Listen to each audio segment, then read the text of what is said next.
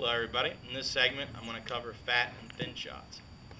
Fat shot or the thin shot is a very common fault among most players today, and it's a difficult issue for some in both playing and teaching. But in this segment I'm going to show you that if you understand two elements, it's very easy to correct it both as a player and as a teacher. I'm going to talk about the causes of the fat and thin shot, and I'm also going to show you the cures.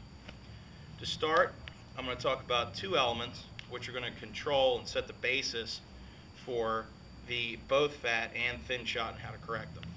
First thing I'd like to talk about is the weight displacement in the swing. You can have your weight leftward biased or rightward biased. The whole idea is that on the downswing coming into impact, we need to have it leftward in order to take a divot in front of the ball and eliminate both the fat and the thin shot. Now that I've established a weight, I also like to talk about another important topic, which is the maintenance of the right wrist bend and the flatness in the left wrist. I got my trusty little friend here, the Tactic.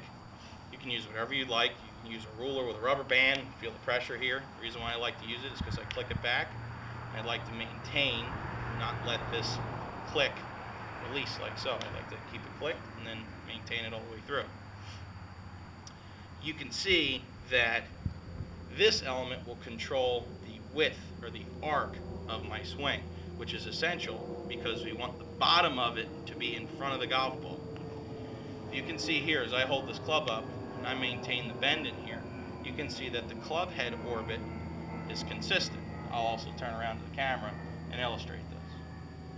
But if I let this release early, you can see that the path came more leftward, and also the club reached its lowest point back here.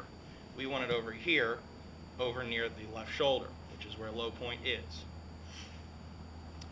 Next, it's a combination of these two, like I said, which is going to control where your divot ends up. Firstly, I have this ball here, and I'm going to illustrate the four possible combinations of these elements. The first one is you can do this completely improperly, have your weight on your right side coming down into impact, and lose the bend in your right wrist coming down, which would look like this, which creates a divot, ends up back here, which sadly for some is where the divots are. Next is if you had the weight still to the right, but hold and maintain this right wrist bend, which would look like so, which puts the divot right out here, which is still closer, but yet is still almost a foot behind the golf ball. The next one is if you were like a better student and had your weight left and lost the maintenance of this right wrist bend, which would look like this. You can see here how this has moved it closer to the ball, but you can still see that it's also still behind it. Now nextly, you can do this fully correctly, is the only proper way to do this, which is to have your weight left coming down through impact and maintain this bend here. You can see as I made this divot that it started slightly in front of the golf ball and continued on forward. That ensured that my low point was forward, thus ensuring proper contact. Now, when people hit a fat shot, what happens is their weight gets back to the right and they lose this loss of right wrist bend, crashing into the ground early. But I'd also like to say it's the same cause for the thin shot.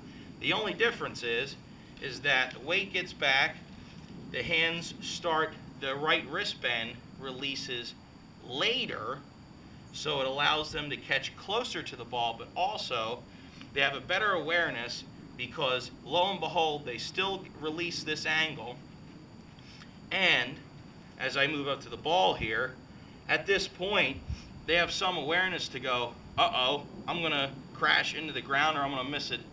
If I don't pick up or do something to hit this ball, I'm going to miss it completely. So invariably they either release the flexion in their spine and pick their arms up, which would end up looking like this, and they brush across the top of the ball.